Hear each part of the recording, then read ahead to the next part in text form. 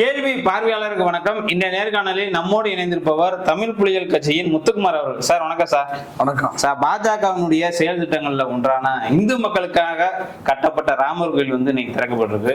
முக்கிய பிரபலங்கள்லாம் பல்வேறு நபர்கள் போயிருக்காங்க. கிட்டத்தட்ட இந்தியாவில் உள்ள பிரபலங்களாக இருக்கக்கூடிய ஒரு 8000 பேர் ராமர் கோயில் திறப்புலாக போயிருக்காங்க. இன்று மோடி அவர்களும் இந்த ராமர் கோயில் திறந்திருக்காங்க. இந்து மக்களுக்கான ஒரு எழுச்சி நாளாக அந்த நாளை பார்க்கறத நீங்க எப்படி பாக்குறீங்க?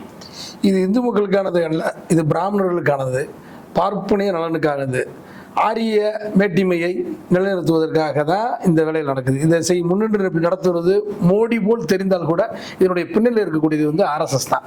ஆர்எஸ்எஸ் தான் இந்த வேலையை செய்யுது. ஆர்எஸ்எஸ் ஏன் இதை செய்யுதுன்னா, அவங்களுக்கு நீண்ட கால பகை என்பதை இஸ்லாமியர்களை நீண்ட கால பகையா பார்க்குறாங்க.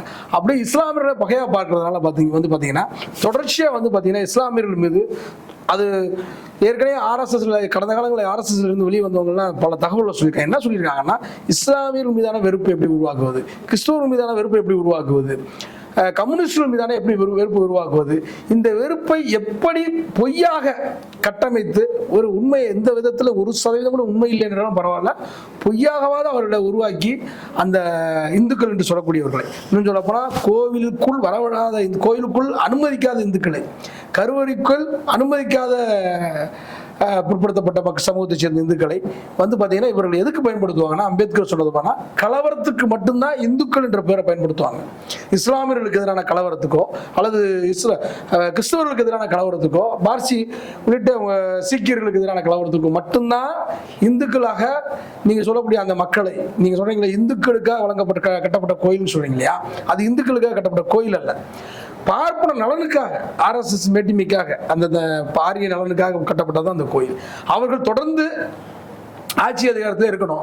ராமரை போல் அடிமையாக, ராமர் ஒரு அடிமை தான், ராமன் என்பவன் ஒரு அடிமை. அன்னைக்கு பார்ப்பானுடைய அடிமையாக தான் ராமாயணம் சொல்லுது. என்னன்னா, நேரடியாக கடவுளை வணங்கக்கூடாது, நேரடியாக பிற்படுத்தப்பட்டவர்களோ அல்லது பட்டியல் சமூக மக்களோ பார்த்தீங்கன்னா நேரடியாக கடவுளை வணங்கக்கூடாது, நேரடியாக எதையும் பேசக்கூடாது, எதா இருந்தாலும் பார்ப்பவர்கள் மூலமாக தான் கடவுளை அணுகணும் அப்படிங்கிற மாதிரியான ஒரு அந்த கதையே அதுதான். அந்த அது ஒரு கற்பனை இருந்தாலும் கூட அந்த கதையின் நோக்கம் என்னன்னா, அதுதான் அவர்களுக்கு அடிமையா இருக்குன்றதான். ராமன் அடிமையா இருந்தார், இன்னைக்கு மோடி அடிமையா இருக்காரு. இதே போல இந்த மக்களையுமே அடிமைப்படுத்தணும் அப்படின்ற நோக்கத்தோடு உருவாக்கப்பட்டது தான் இந்த ராமர் கோவில். ராமனுடைய கதையை படிச்சோம்னா காரி துப்புற மாதிரி தான் இருக்குமோ தவிர அதுல ஒண்ணுமே இருக்காது, குப்பையில தூக்கி போடுற மாதிரி தான் இருக்கும் ராமனுடைய கதை. 8000 விஐபிகள், கோடிக்கணக்கான மக்களுக்கான கதை என்று சொல்வதால பொய்யான கதை. எப்படி பொய்யிலேயே இந்த கட்டமைப்பை உருவாக்கி வைத்திருக்கார்களோ அதே பொய்யை தான் இப்போ கோயில் கட்டும் போதும் சரி, ராமருடைய கண்ணை திறக்க போறோம் அப்படின்னு சிலையை திறக்க போறோம்னு பல்வேறு போலி பொய்யான பொய்களை அவுழ்த்து விட்டு இருக்காங்க. அதையும் தொடர்ச்சியாக ஊடகங்களும் இன்னைக்கு ஊடகங்களெல்லாம் ஈடிக்கு பயந்து கொண்டு, இன்னும் சொல்ல போனா ஆட்சி அதிகாரம் மோடி கையில் இருப்பதால், ஆர்எஸ்எஸ் கையில் இருப்பதால் அவர்கள் என்ன வாங்கி எடுக்கிறாங்களோ அதை அப்படியே விழுங்கி பேசக்கூடிய நபர்களா இன்னைக்கு பல்வேறு இந்திய ஊடகங்கள், குறிப்பாக சொல்ல போனா முக்கியமான ஊடகங்கள் எல்லாம் இன்னைக்கு அப்படி மாறி இருக்காங்கன்றதுதான் பெரிய கேவலம். அதனாலதான் இன்னைக்கு 8000 விஐபிகள், கோடிக்கணக்கான இந்துக்களுக்கான ஒரு கோவில் அப்படிங்கிற மாதிரியான ஒரு பிரமிப்பா சொல்லப்படுது. அது உண்மை அல்ல. ராமர் என்ற ஒரு கடவுளை நீங்க கற்பனை அதிகமா கூறிட்டு வரீங்க. கிட்டத்தட்ட 100 கோடி மக்கள் ராமரை பின்பற்றாங்க. அப்படி இருக்கக்கூடிய ஒரு தலைவரை, அப்படி இருக்கக்கூடிய ஒரு கடவுளை கற்பனை சொல்றது சரியா இருக்குமா? இல்ல, அதாவது மூளைச்சலவை செய்யப்பட்டிருக்கிறார்கள். முழுக்க பாத்தீங்கன்னா இங்க இருக்கக்கூடிய இந்து மத புராணங்கள் எல்லாமே ஆபாசமானது, முழுக்க ஆபாசமானது. அது இந்த ஆபாசத்தை நேர்காணலில் கூட சொல்ல முடியாத அளவுக்கு அவ்வளவு அருவறுப்பானது. ஒரு பெண்களெல்லாம் பார்க்கக்கூடிய ஒரு இந்த நேர்காணலில் நம்ம அதெல்லாம் சொல்லி அருவறுப்பான விஷயத்தை, அதுக்கு நிறைய புத்தகங்களே வந்திருக்கு. எனவே இது முழுக்க ஆபாசம் நிறைந்த ஒரு இதுன்றதுனால இது கற்பனை தான். இன்னும் சொல்ல போனால் இது இப்போ சமீபத்தில் சர்மா ஒலின்னு சொல்லக்கூடிய நேபாள பிரதமர் என்ன சொல்றாருன்னா, இது எங்களுடைய மண்ணில் தான் இருக்கார் ராமர், எங்களுடைய மண்ணில் தான் இருக்காங்க சீதை அப்படின்னு சொல்லியிருக்காரு. அப்போ இவங்களுக்கு எதுவுமே கிடையாது. ஆரியர்களுக்குன்னு சொல்லி எந்த ஒரு வரலாறும் எந்த ஒரு உண்மை பதிவுமே இல்லை. அப்போ மற்றவர்களுடைய வரலாறுகளை திருடுவதே அவருடைய நோக்கமாக இருக்கு. முழுக்க மற்றவர்களுடைய குறிப்பாக பௌத்த வரலாறுகள், சமண வரலாறுகள், பல்வேறு வரலாறுகளை திருடி அது இந்து மத வரலாறு, இந்து அப்படிங்கிற பெயரே இவர்கள் உருவாக்கியது இல்லை. இவர்கள் உருவாக்கினது இந்து மதம். அப்படி இந்து அப்படிங்கிற பேரை இவர்கள் உருவாக்குனது இல்லை. இந்து அப்படிங்கிற பேரை உருவாக்குனது வெள்ளக்காரன் தான். அதுக்கு என்ன விளக்கம் அவன் சொல்றான்னா, அதுக்கு முழுக்க அதுக்கு டிஸ்கிரிப்ஷன் என்னன்னு கேட்டீங்கன்னா, முழுக்க யாரெல்லாம் கிறிஸ்தவர்கள் இல்லையோ, யாரெல்லாம் இஸ்லாமியர்கள் இல்லையோ, யாரெல்லாம் பார்சி இல்லையோ அவர்களெல்லாம் இந்துக்கள் அப்படின்னு சொல்லி, எனக்கெல்லாம் இந்து மதத்தின் மீது நம்பிக்கை இல்லை, எனக்கு கடவுள் நம்பிக்கையே இல்லை, ஆனா நானும் இந்து. இப்படிதான் பல்வேறு இந்தியா முழுவதும் இருக்கக்கூடிய பல்வேறு மக்கள் விரும்பினாலும் இந்து மதத்தில் திணிக்கப்பட்டிருக்கிறார்கள், கட்டாயப்படுத்தி வற்புறுத்தலாக அமர்த்தி வைத்திருக்கார்கள். இது அவன் கொடுத்த பேர் தான் இந்து, விளக்காரன் கொடுத்த பேர் தான் இந்து. அந்த இந்துன்ற பேரை தான், அதுவுமே இவர்கள் உருவாக்கிய பேர் அல்ல. பார்ப்பனர்களுக்கு இருக்கக்கூடிய அந்த முழுக்க அந்த அதிகாரத்தோட, அந்த கோவில்கள் அவர்கள் இருக்கக்கூடிய அந்த அதிகாரத்தில் 1% கூட இங்கே இருக்கக்கூடிய பெரும்பான்மையாக இருக்கக்கூடிய ஓபிசி மக்களுக்கோ, பிசி மக்கள், பட்டியல்படுத்தப்பட்ட மக்களுக்கோ இல்லை. அப்ப இதை விட கேவலம், இதை விட இப்படிதான் இந்த மக்களை இழிவுபடுத்தி ராமனை முன்னிறுத்தி, ராமன் எப்படி பார்ப்பானுக்கு அடிமையா இருந்தானோ, மோடி எப்படி பார்ப்பானுக்கு அடிமையா இருக்கணும், அதே மாதிரி நீங்கள் இருக்கணும் அப்படிங்கிற இதை சொல்லாமல் சொல்லி வருகிறார்கள். கூடிய விரைவில் கல்வியை இவர்களுக்கு கல்வியை முற்றாக பிசி ஓபிசி மக்களுக்கு, பட்டியல்படுத்தப்பட்ட மக்களுக்கு அறவே ஒழித்து விட்டு இவர்களையும் அதே போன்ற ஒரு ராமனை போன்ற, மோடியை போன்ற அடிமையாக மாற்றுவார்கள் என்பதில் மாற்று கருத்து இல்லப்ப. மோடி அவர்கள் வந்து நீங்க அடிமைன்ற மாதிரியான ஒரு கருத்தை வைக்கிறீங்க. இன்னைக்கு பிராமணர்கள் அவர் ஆதரிக்கிறாங்க. குறிப்பா பார்த்தோம்னா இன்னைக்கு ராமர் கோயில் கருவறைக்குள்ள போய் அந்த சிலையை திறந்து வைக்கிறாங்க. ஆனா அப்படி இருக்கும்போது இங்க சமத்துவம் இருக்குல்ல? இல்ல, இன்னைக்கு பாத்தீங்கன்னா மோடி அந்த கருவறைக்குள் நுழைவதை, மோடி சிலை திறப்பதற்கு தலைமையேற்பதை பல சங்கராச்சாரியர், இன்னும் சொல்ல போனா குஜராத் சங்கராச்சாரிய எதிர்ப்பு தெரிவிச்சிருக்காரு. கர்நாடகத்தில் இருக்கக்கூடிய பல சங்கராச்சாரிகள் கூட்டமைப்பாக சேர்ந்து அறிக்கை வெளியிட்டாங்க, இந்த மாதிரி மோடியுடைய தலைமையில் இருக்கக்கூடாது அப்படின்னு சொன்னோம். இதுதான் சனாதனம்ன்ற நம்ம. ஆனால் அந்த சனாதனத்தை மோடி மீறி உள்ளே போயிருக்காரு அப்படிங்கிற செய்திகள் இன்னைக்கு வந்துகிட்டு இருக்கு, நம்மளும் பார்க்குறோம். ஆனால் மோடி வெளியேறிய பிறகு அங்கே என்ன நடக்கும்னா தீட்டு கழிக்கப்படும். என்ன சார் சொல்றீங்க? கண்டிப்பாக மோடி கருவறைக்குள் நுழைந்ததால், ஏன்னா மோடி ஒரு சூத்திரன், அவருடைய இந்து மதத்தின் அடிப்படையில் பார்த்தீங்கன்னா மோடி ஒரு சூத்திரன். எனவே அந்த சூத்திரன் உள்ளே நுழைந்த காரணத்தினால், மோடி என்கிற சூத்திரன் உள்ளே நுழைந்த காரணத்தினால் கூடிய விரைவில் ராமர் கோவிலில் தீட்டு கழிக்கப்படும். ஏன் திரௌபதி முர்மு ஏன் கூப்பிடல? திரௌபதி முர்மு ஏன் கூப்பிடல? ஒரு விதவை பெண், கனவுல கேட்ட விதவை பெண் என்பதால் அவர்களெல்லாம் கோயிலுக்குள்ள கூப்பிடல, அடிக்கல் நாட்டு விழாக்கும் கூப்பிடல, இன்னைக்கு கோயில் திறப்பு விழாக்கும் கூப்பிடல, எதுக்குமே கூப்பிடல. பெண்களையும் மிக கேவலமாக பார்க்கக்கூடியதான் இந்து மதம். இங்க இருக்கக்கூடிய பெரும்பான்மை பிற்படுத்தப்பட்ட பட்டியல் சமூக மக்களையும் மிக கேவலமாக, இழிவாக பார்க்கக்கூடிய மதம் தான் இந்து மதம். இன்னைக்கு பாத்தீங்கன்னா ராஜஸ்தான்ல கூட பாத்தீங்கன்னா அங்க இருக்கக்கூடிய பாஜக முக்கிய நிர்வாகிகள் என்ன பேசுறாங்க, என்ன வெளிப்படையா அறிவிச்சிருக்காங்கன்னா, செருப்பு தைக்கக்கூடியவர்களோ பட்டியல் சாதி மக்களோ எந்த நன்கொடையும் தரவனா நீங்க கொடுத்தீங்கன்னா தீட்டாயிரும்னு அறிவிச்சிருக்காங்க. இதை விட கேவலம் என்ன இருக்கு? இதுக்கு மோடி என்ன பதில் சொல்வாரு? அவர் கருவறைக்குள்ள போயிட்டாரு தான் சொல்றாங்க. கருவறைக்குள் போன மோடி தீட்டு கழிப்பதை போல இதை வெளிப்படையா பேசியிருக்காங்க. பட்டியல் சாதி சமூகத்தை தலித் மக்கள் பணம் தரவனா, நிதி தரவனா, கோயில் காரியங்களுக்கு அந்த முக்கியமான அந்த பூஜை செய்யக்கூடிய காரியங்களுக்கு பணம் தரவனான்றான். ஏன்னா தீட்டு ஆயிரும்ன்றான். தீட்டு மட்டும்தான் இவங்க கண்டுபிடிச்சது. இந்து மதம்ங்கிறது இந்த பார்ப்பனர்கள் கண்டுபிடிச்ச ஒரே ஒன்று என்னன்னா தீட்டு கழிக்கிறது மட்டும்தான் அவன் கண்டுபிடிச்சது. மற்ற எல்லாமே அவன்கிட்ட இருக்கிறது எல்லாமே அடுத்த மற்ற மதங்கள்ட்ட இருந்து அபகரிச்சது தான். இன்னைக்கு இந்த கோவிலே எங்க இருந்து அபகரிக்கிறாங்க? இந்த இடமே எங்க இருந்து அபகரிக்கப்பட்டது? பாபருடைய இடத்துல இருந்து அபகரிக்கப்பட்டிருக்கு. தொழில்துறை பல்வேறு ஆய்வுகள் நடத்தி கூட அங்க இடத்துல ராமர் கோவில் இருந்ததுக்கோ, இந்து மத அடையாளம் இருந்ததுக்கோ 1% காரணம் இவங்க தான் ஆட்சி அதிகாரத்தில் இருக்காங்க. 99 இவங்க தான் ஆட்சி அதிகாரத்தில், 2002 இவங்க தான் அனுமதி கொடுக்குறாங்க, அகழாய்வுக்கு அனுமதி கொடுக்குறாங்க. இப்ப 2010 இப்போ வரைக்கும் ஆட்சியில் இருக்காங்க. இது வரைக்கும் இவங்களால் ஆட்சியில் இருந்த இவங்க காலகட்டங்களில், அது வாஜ்பாயா இருக்கட்டும், மோடியா இருக்கட்டும், இவர்களுடைய ஆட்சி காலத்துல ராமர் கோவில் இருந்ததுக்கான ஒரு சான்றை அவர்களால் காட்ட முடிந்ததா? நீதிமன்றத்தில், மக்கள் மன்றத்தில் அவர்களால் காட்ட முடிஞ்சா? இல்ல. ஏன்னா காட்ட முடியாது. ஏன்னா அங்க இருந்தது புத்த மத அடையாளங்கள் இருந்ததா கூட சொல்லப்படுது. கிபி 2ஆம் நூற்றாண்டுல இருந்து 6ஆம் நூற்றாண்டு வரை புத்த மதத்தை சேர்ந்தவர்கள் அங்க வாழ்ந்ததற்கான அடையாளங்கள் இருக்கு. அப்ப இந்த அடையாளங்கள் எல்லாம் சொல்லப்படுது இல்லையா? இந்த அடையாளங்கள் போல் ஒரு கற்சிலையோ ஒரு கோவில் சம்பந்தமான எந்த விதமான அடையாளம் ஒண்ணுமே இல்லாத போது இப்படி பொய்யாக கட்டமைத்து ஒரு மக்களை, இஸ்லாமிய மக்களை இங்கே இரண்டாந்திர குடிமக்களா மாற்ற வேண்டும் என்ற ஒரே காரணத்திற்காகவே இந்த அயோக்கியத்தனத்தை மோடி கும்பல் செய்திருக்கிறது, RSS செய்திருக்கிறது. இவர்களை காட்டிய இவர்கள் ஆட்சி அதிகாரத்தில் இருப்பதற்கும் சில வேலைகளை தொடங்குகிறார்கள். அதைத்தான் அவங்களால செய்ய முடியுமோ தவிர அது ரொம்ப நாளைக்கு நீடிக்காது என்பதும் எங்களுடைய கருத்து. ரொம்ப நாள் நீடிக்க முடியாது. சார் இப்போ இந்த ராமர் கோவில் விவகாரம் வரும்போது இப்பெல்லாம் பார்த்தோம்னா தற்போது அண்மையில் இப்பெல்லாம் பார்த்தோம்னா உதயநிதி ஸ்டாலின் அவர்கள் வந்து எதிர்ப்பு தெரிவித்து பாஜகவினர் வந்து பல்வேறு முழக்கங்கள் வைக்கிறாங்க. குறிப்பாக பார்த்தா இன்னைக்கு பாஜகவினுடைய அபிஷியல் பக்கத்தில் கூட என்ன போட்டிருக்காங்கன்னா, திமுக காரங்க வந்து இந்துக்களுக்கு எதிரானவங்க, சனாதன தர்மத்தினுடைய எதிரிகள் இவர்கள் ராமனை சும்மா விட மாட்டார்கள், இவரிடமிருந்து ராமனை காப்பாற்ற வேண்டும் என்ற தோணியில் ஒரு பதிவு போட்டிருக்காங்க.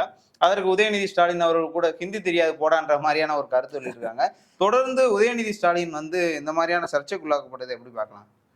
உதயநிதி அவர்கள் வந்து பார்த்தீங்கன்னா பார்ப்பனியத்திற்கு ஆரிய தத்துவத்திற்கு சரியான சவுக்கடியை கொடுத்துட்டு இருக்காரு. தொடர்ச்சியாக அவருடைய பதிவுகள் எல்லாம் பார்த்தீங்கன்னா இந்தி தெரியாது போடா அப்படின்ற பனியன் போட்டதுலேருந்து, அது பனியன் போட்டது மட்டும் இல்லை, பல்வேறு நேரங்களில் வந்து பார்ப்பனருடைய மேலாதிக்கம், நீட் தேர்வாக இருக்கட்டும் உள்ளிட்ட பல்வேறு விஷயங்கள்ல அவருடைய கருத்து வந்து பார்த்தீங்கன்னா கலைஞர் அவர்களை போல, எப்படி ராமன் இன்ஜினியரா எந்த பாலத்தை கட்டினார், அவர் எங்கே போய் இன்ஜினியரிங் படித்தாருன்னு கலைஞர் அவர்கள் எப்படி கேள்வி எழுப்பினாரோ அதே போல் அவருடைய பாணியிலேயே இன்னைக்கு வந்து பாசிச கும்பலுக்கு சரியான சவுக்கடி தராரு.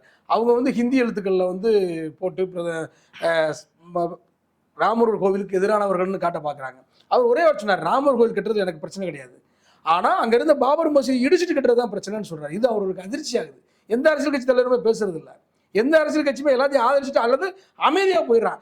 கோவிலை சரியாக கட்டி முடிக்கலாம், அதுங்கள திறக்கிறாங்களே, அதனால் நாங்கள் புறக்கணிக்கிறோம்னு சொல்கிறாங்க. ஆனால் மிக தெளிவாக இது வந்து பாபர் மசூதி இருந்த இடத்துல இடித்து கட்டப்பட்டது, இதை நாங்கள் கண்டிக்கிறோன்றாரு. எவ்வளோ அற்புதமான ஒரு அரசியல் தெளிவான பார்வை அது. அது மட்டும் இல்லை, சமீபத்தில் நடந்த பொங்கல் விழாவின் போது கூட ஆரிய மேட்டிமைக்கு எதிராக தமிழர் ஒன்றிணைவோம்னு சொல்லி அந்த ஒரு கருத்தை பதிவு செய்கிறார்.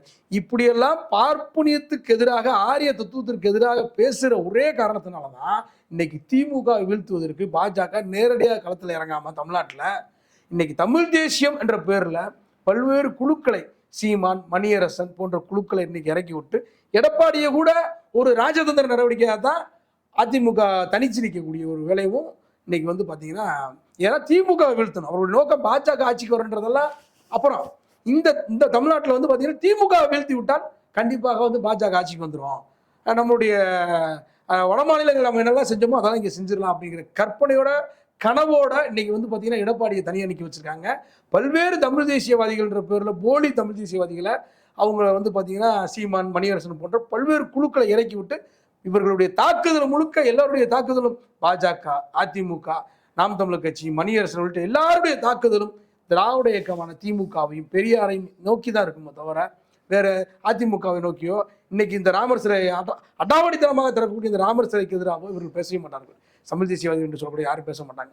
முழுக்க இன்னைக்கு இந்த மாதிரியான ஆரிய மேட்டிமைக்கு எதிராக, பார்ப்பனியத்திற்கு எதிராக பேசக்கூடிய திமுகவை, ஆர் ஆசா போன்றவர்களை, உதயநிதி போன்றவர்களை தொடர்ச்சியாக இவர்கள் வந்து தாக்கிக்கிட்டே தான் இருப்பாங்க. இவர்கள் மீது பல்வேறு பொய்யான, அதான் சொல்றோம்ல, இவர்கள் முழுக்க ஒரு பேசுவதில் அடிப்படை ஆதாரமே இருக்காது, எல்லாமே பொய்யா தான் கட்டமைப்பாங்க. இந்த பொய்களின் மூலமாக உருவானது தான் இந்து மதம், ஆர்எஸ்எஸ், பாஜக, இவருடைய ஆட்சி அதிகாரம் அனைத்துமே பொய்கள். இந்த பொய்களுடையாலே இவர்கள் நீண்ட நாளைக்கு பயணிக்க முடியாது என்பதுதான் யதார்த்தம். இவங்க வந்து இப்போ பாஜக எதிர்ப்பு தெரிவிக்கிறது வந்து அதிமுக, நாம் தமிழர் போன்ற பல்வேறு கோணங்களை விமர்சிக்கிறீங்க. திமுகவினுடைய தலைவராக இருக்கிறவர் மு.க. ஸ்டாலின் அவர்கள் தான் இருக்காங்க. அப்படி இருக்கும்போது ஸ்டாலின் அவர்களை விமர்சிக்காம தொடர்ந்து உதயநிதி ஸ்டாலின் அவர்கள் வந்து விமர்சனத்துக்குள்ளாகிறத எப்படி பாக்குறீங்க? இல்லை, அதாவது முளையிலேயே கிள்ளி எறியும்னு நினைக்கிறாங்க, வேற ஒன்றும் இல்லை. உதயநிதி ஸ்டாலின் அவர்களை முளையிலேயே கிள்ளி எறியும்னு நினைக்கிறாங்க கலைஞர்.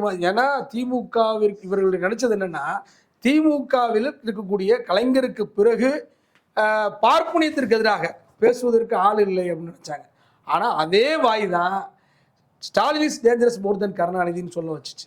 ஏன்னா இவர் ஸ்டாலின் வந்து ஆபத்தானவர், கலைஞரோட ஆபத்தானவர்னு எச்ராஜா போன்றவர்கள் வந்து பதறினாங்க. இன்னைக்கு ஆரம்பத்திலேயே உதயநிதி அவர்கள் வந்து பார்த்தீங்கன்னா இந்துத்துவத்திற்கு எதிராக, பார்ப்பனியத்திற்கு எதிராக அவருடைய ட்விட்டரும் சரி, அவருடைய பேச்சுக்களும் சரி, அவருடைய எழுத்துக்கள், அவருடைய பேச்சுக்கள் எல்லாம் தொடர்ந்து அப்படி இருக்கிறது காரணத்தினால இப்பயே முளையிலேயே கிள்ளி எறியணும், இவரை வந்து இப்பயே தடுக்கணும்னு நினைக்கிறாங்க. ஆனால் அவர் உறுதியாக ஒவ்வொரு நிலைப்பாட்டிலையும் அவர் மாறவே இல்லை. அவர் தெளிவாக இருக்கார். உங்கள் அப்பை விட்டு பணமான்னு கேட்குறாரு. அது உண்மை, அவங்க அப்பை விட்டு பணம் கிடையாது. ஆனால் அது மத்திய அரசு, ஒன்றிய அரசு நிதி வழங்கணும், வெள்ள நிவாரணத்துக்கு நிதி வழங்கணும், வழங்கமா இருக்குது. அப்போ தர முடியாது, இதெல்லாம் ஏடிஎம் உடனே கொடுக்குறதுக்குன்னு ஒரு கேள்வி எழுப்புறாங்க. அதுக்கு அது தெளிவாக சொல்கிறார். யாருக்கு எந்த பாணியில், பெரியார் பாணியில் யாருக்கு பதிலளிக்க வேண்டுமோ, கலைஞர் பாணியில் யாருக்கு பதிலளிக்க வேண்டுமோ, அண்ணா பாணியில் யாருக்கு பதிலளிக்க வேண்டுமோ அப்படி பதிலளிக்கக்கூடிய பணியை நான் கரெக்டாக செய்வேன்னு சொன்னார். இப்படி திமிரெடுத்து பார்ப்பன கொழுப்போடு பேசிய நிர்மலா சீதாராமனுக்கு உங்க அப்பா கொண்டு போனோமான்னு கேட்க வேண்டிய கேள்வி சரியான கேள்வி. இப்படி சரியான திசையில் உதயநிதி ஸ்டாலின் அவர்கள் பேசுகிற காரணத்தினால், செயல்படுகிற காரணத்தினால் இவங்க வந்து பார்த்தீங்கன்னா இவர் உதயநிதி அவர்களை முளையிலேயே கிள்ளியறிய பார்க்கிறார்கள். எங்களுக்கு பொறுத்தவரை உதயநிதி அவருடைய நடவடிக்கைகள் மிக தீவிரமாக, கலைஞரை விட இன்னும் கூடுதலாக அவருடைய பார்ப்பனியத்துக்கு எதிரான அவருடைய செயல்பாடு இருக்கும் என்பதை நாங்கள் நம்புகிறோம், நிச்சயமாக நம்புகிறோம். ஏன்னா அவருடைய செயல்பாடுகள் தொடர்ச்சி அப்படி தான் இருக்குது. அதனால தான் அச்சப்படுறாங்க. அதனால தான் முதல்வர் ஸ்டாலின் அவர்களை விட உதயநிதியை பார்த்து அச்சப்படுறாங்க. உதயநிதி ஸ்டாலின் அவர்களுடைய கருத்து ஒரு புறம் இருக்க, தற்போது பார்த்தோம்னா அயோத்தி ராமர் கோயில் திறப்பு விழாவில் வந்து ரஜினிகாந்த் அவர்கள் பங்கேற்காங்க. குறிப்பாக பார்த்தோம்னா இந்தியாவினுடைய சூப்பர் ஸ்டார் என்று சொல்லக்கூடிய ரஜினி அவர்கள் பங்கேற்றது பல்வேறு விமர்சனத்துக்கு உள்ளாகி இருக்கு. ரஜினிகாந்த் அவர்கள் இந்த விழாவில் கலந்துக்கிறது சரியானதானே? ரஜினிகாந்த் கலந்துக்கிறது வந்து நம்ம உண்மை கண்டிக்கிறோம். அதே சமயத்தில் ரஜினிகாந்த் அவர்கள் வந்து பார்த்தீங்கன்னா அதாவது மிகப்பெரிய நட்சத்திரமாக தமிழ்நாட்டில் ஜொலிச்சார். என்னைக்கு அவர் தன்னை ஒரு சங்கியாக அடையாளம் காட்டினாரோ அன்றிருந்து அவர் சரிவு நோக்கி தான் போயிட்டு இருக்காரு. இன்னைக்கு வரைக்கும் அவர் சரிவு பாதையாக தான் போயிட்டு இருக்காரு. ரஜினிகாந்துக்கு இருந்த அந்த 92, 90, 95 அந்த காலகட்டங்களில் 80களிலிருந்து 85லிருந்து 90, 2000 சினிமா வேணா படம் வேணா ஓடணும். அந்த காலகட்டங்களில் ரஜினிக்கு இருந்த புகழ் உச்சியில் ரஜினி இருந்தார். என்னைக்கு நான் பாஜகவுக்கு தான் தாமரை சின்னத்துக்கு தான் ஓட்டு போட்டு வெளிப்படையாக ஒரு வார்த்தை பேசினாரோ அன்றிலிருந்து இன்று வரை ரஜினிக்கு இறங்கு முகமாக தான் இருக்கு. இன்னைக்கு அவருடைய வசூல் உள்ளிட்ட பல்வேறு விஷயங்கள்லையும் தமிழ்நாட்டில் ஆட்சி அதிகாரத்துக்கு வரக்கூடிய அளவுக்கு ரஜினிகாந்த் இருந்தார். எனக்கு தெரிந்து நான் பார்த்ததுல நக்கீரன் சர்வே ரிப்போர்ட்டில் ரஜினிகாந்த் ஆட்சி அமைப்பார்னு ஒரு ரிப்போர்ட் வந்துச்சு. 96ன்னு நினைக்கிறேன். 96 காலகட்டங்களில் ரஜினிகாந்த் வந்து தமிழ்நாட்டில் அரசியல் கட்சி தொடங்கினா ஆட்சி அமைப்பார் அப்படிங்கிற ஒரு நிலை இருந்தது. அந்த அளவுக்கு மக்கள் வந்து ரஜினிகாந்த் நேசிச்சாங்க. என்னைக்கு இந்த பார்ப்பனியத்திற்கு ஆதரவாக RSS உடைய சங்கியாக ரஜினிகாந்த் தமிழ்நாட்டு மக்களுக்கு தெரிய ஆரம்பிச்சாரோ அன்னையிலிருந்து ரஜினிகாந்துக்கு இறங்கும் முகம் தான். ரஜினிகாந்தை மக்கள் மதிக்க மாட்டார்கள். வருங்காலங்களில் இன்னும் போக போக ரஜினிகாந்துடைய மரியாதை குறையதான் செய்யுமோ தவிர ரஜினிகாந்தை வைத்து தமிழ்நாட்டில் எதுவுமே ஆகாது. தமிழ்நாட்டின் அவமான சின்னமாக ரஜினிகாந்த் நான் பார்க்குறேன். ராமர் கோவிலுக்கு போனது மட்டும் இல்லாமல் அது 500 ஆண்டுகள கனவு என்று சொல்லி இந்த இருக்கக்கூடிய 500 ஆண்டுகளுக்கு மேலாக வந்து நீங்கள் செஞ்ச படுகொலைகள் இருக்குது. இந்த கோயில் அங்கே எழுப்புவதற்காக எத்தனையோ இஸ்லாமியர் படுகொலை செய்யப்பட்டிருக்காங்க. அப்போ அந்த படுகொலையெல்லாம் மறைத்து விட்டு இது 500 ஆண்டுகள கனவு என்று ரஜினிகாந்த் பேசுவது வந்து எத்தனையோ இஸ்லாமிய ரசிகர்களை அவர் எத்தனையோ இஸ்லாமிய ரசிகர்களை அவர் கொச்சைப்படுத்தியிருக்கிறார்.